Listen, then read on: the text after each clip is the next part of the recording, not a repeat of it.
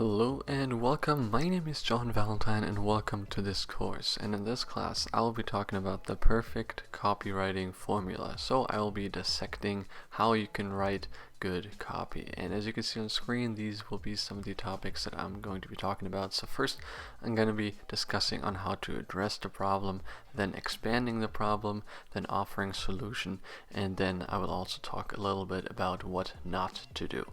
And at the end, of course, I'm going to tie it all together, give a little summary, give a conclusion, and some final tips and tricks. So definitely make sure to stick around until the end of the course. But other than that, enough being said, let's head on right into the first topic here.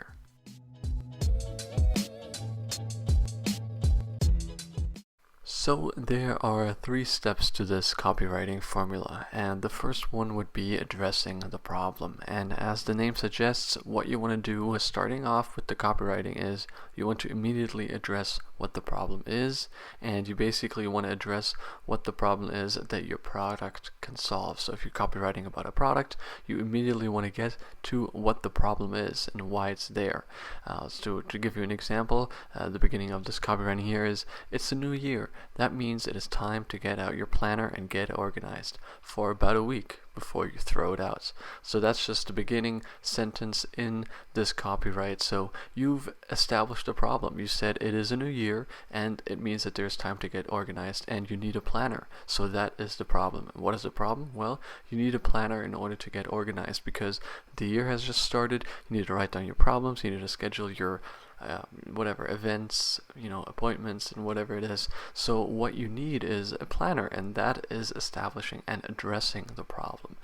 So first of all, again, it creates some kind of urgency for your product, and second of all, it also establishes the relation and your understanding of the customer. So if the customer is reading that, they're like, yeah, the year did just start and I think I do need a planner. So it sort of builds that connection to the customer, and it provides an understanding sort of perspective of the customer itself. So the first step would be addressing the problem, and it can really help to, again, create the urgency for the need of your product. It can create a problem that they may not even have thought of, because if somebody reads it, again, they'll be like, oh, you're right, maybe I do need a planner, that would make my life easier and stuff like that. So creating and addressing the problem that exists is a great way to start off your copywriting. So let's head right into the second part of the strategy. So moving on to the second part, which would be expanding the problem. So you want to talk about it a little bit more. You want to drag it out a little bit and get more detailed. You want to build that relationship. And again, you want to create an urgency for the problem, and you want to give more context. So basically just diving deeper into what is happening. So let me read this excerpt here and this example of the copywriting. So this would be a continuation from the last one. Understandable. You're trying to build a business, go to school, work your job, and maybe even get a workout in. Filling out a little planner can seem like the least of your worries. So again, you are reducing the problem a little bit, like saying filling out a little planner can seem like the least of your worries, but in that sense you're creating a connection to the customer, because you're thinking, yeah, you're right, I have so much going on, maybe filling out a little colored book isn't really going to help me that much, but you're just sort of playfully engaging with the customer. In reality, you're really diving deeper into the problem. You're giving examples now. You're trying to build a business, you go to school, work, go, do your job, get a workout in. They're like, oh yeah, that is all things that I would want to do, and it would help me plan it if I had a schedule and a planner. So again, you're creating urgency for the problem. You're really diving deeper. You're giving more context. You're giving examples. So you're playfully disarming this sort of barrier that is between them and wanting what they need, and you're basically showing them why they would want to need it, but you're not directly selling it to them. You're not saying you need this because this will help you get organized. There's a lot of stuff like that out there, and you can use it, but it's really not as effective as creating a little bit of a more understanding context and a little bit more of a sort of more detailed explanation of what the actual problem is, again using examples.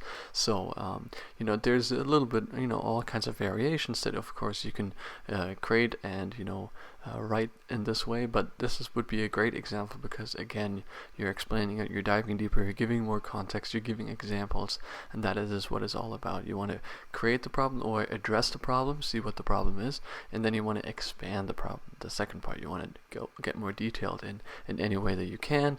Again, of course, you don't want to get too detailed and have 3 paragraphs that nobody reads, but just in general, you want to expand upon the problem and really dive deeper in, well, what actually is happening and why is the problem such a big problem? Because you do want to go to business, you do want to go to school, you do want to work a job, you do want to go to work, and then that's kind of stuff for your target audience, whoever it is, this would be a great piece of copywriting. So let's move on to the final step of the problem, one of the most important ones. So, of course, at the end, you want to grab the hook. You want a call to action. You want to offer a solution. And this is the part where you present a solution to the problem that you have just described or created or addressed. You basically want to go for the sale on its own. And this way, it comes together way better, more natural and everything, because you have addressed the problem, you have expanded the problem, and now you're offering a solution. And it's not just buy this because this. You are tying it all together in a more organic and natural way. So let me read this last part of the copyright. That would be offering the solution. It was exhausting and chaotic. That is when I had enough and decided to just go for it.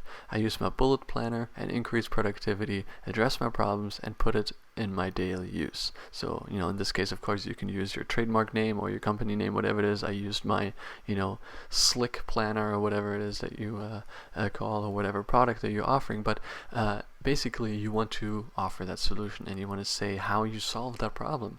How did I schedule all my work, all my workouts, my job, my business, my events, my meetups, whatever it is? Well, I used the, Super Planner 3000 in order to, schedule everything, have an increased productivity, address my problems, and also put it in my daily use. So this would be a great idea and a great example of a copy that would be, very natural, organic in this sense. You are offering, a solution to a problem that you have addressed and described in more detail that they may have not even thought about that much. They probably thought, I should maybe get a planner or something like that. But if you think about it like that, and then you offer that copywriting to your target audience that may have already been considering something like that, and then you describe it like that, saying, it is so hard if you want to have everything organized. Well, I have a solution, and you do this and this, blah, blah, blah. So whatever it is that you're writing in that sense, use this 3-step strategy. You want to address the problem or identify the problem. Then you want to expand upon the problem, go deeper, give more context, give examples, build that relationship and that understanding of the customer's problem. And then at the end, of course, you want to go for that sale. You want to offer a solution and tying it together naturally, and of course tying it together in a very organic way, because it is all done in one go. So definitely something to consider when you want to do some copywriting. This is a great formula. It is it's a very great way to basic structure, to give your copywriting a basic structure and really create that together, that natural togetherness and that feeling. So let's move on to the next topic of what not to do. So let's talk a little bit more about things to look out for and things not to do. So first of all, you don't want to go right for the sale. Again, if you use that 3-step strategy, you want to go for the sale at the end. You don't want to put that at the beginning. You don't want to put it in the middle part. You want to go at the very end, and you want to give that and offer that solution after you've described it and actually described why they would need it. So if you go right for the sale, it might not be as effective because they have not understood the problem as well. You haven't demonstrated as well. You haven't, described the problem as well, and you haven't really, given a sense of urgency of why they would need the product. So you definitely don't want to go right for the sale. It's not always bad, but it's just not very engaging. Of course, depending on where you're using this, if you don't have as much time, your results will differ, and you don't, want to have 3 paragraphs. If it's an Instagram caption, that might not work as well if it's an actual blog post or something like that. But of course, you want to consider where you use this copywriting and what platform you're on, and then adjust accordingly. But again, going right for the sale sometimes is not as good as tying it together in a natural way, because you want to show your value and not just your product. You don't want to say, here's our planner, use it. You want to show why your planner is so unique, or why they would actually even need your planner. That's the thing, you want to show your value and not just showing off your product. Showing on why they would need the product is often way more helpful than just showing off your product just in case they need it. So having that copywriting is also helping you to establish a connection. It just basically shows why the customer should care. You're again illuminating all these instances of why they would need it, and in that way you're connecting to them on a more understanding level. So definitely use this technique for long captions on social media platforms. You can use it on Instagram if it's sort of a long sort of blog post caption that have been trendy more recently, or whatever. On longer captions, of course, if you only have 8 words, you can't really use this strategy. But you definitely want to create this sort of and use this copywriting strategy in a little bit of more long form, and definitely something to keep in mind when creating. So let's move on to the final conclusion here. So thank you so much for joining me in this very short class today. Just to end the class, I'm going to be summarizing everything a little bit and give you some final tips and tricks. So just looking at the table of content here again.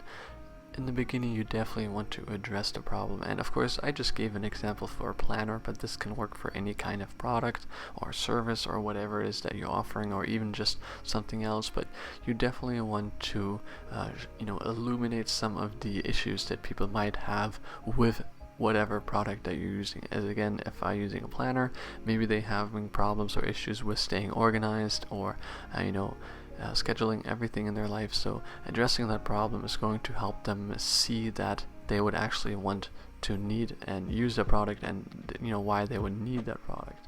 And then again, expanding upon the problem is just simply adding a few more details and adding a little bit of more context.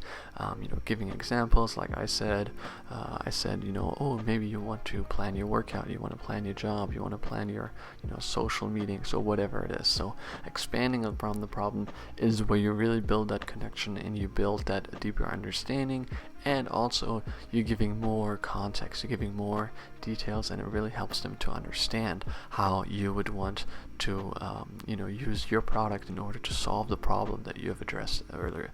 And then of course, as always, at the end you want to have that call to action, that offering a solution, name dropping your brand, planner, whatever it is. Be like, after using this planner, I have been way more organized and way more productive, and I've used it on the daily, and so on. So of course, substitute that for whatever product they're using. Maybe you're using workout equipment at home. You're like, oh, after using this workout equipment at home, I have been way more engaging in the gym rather than driving to the gym, or whatever solution you're offering, whatever product you have.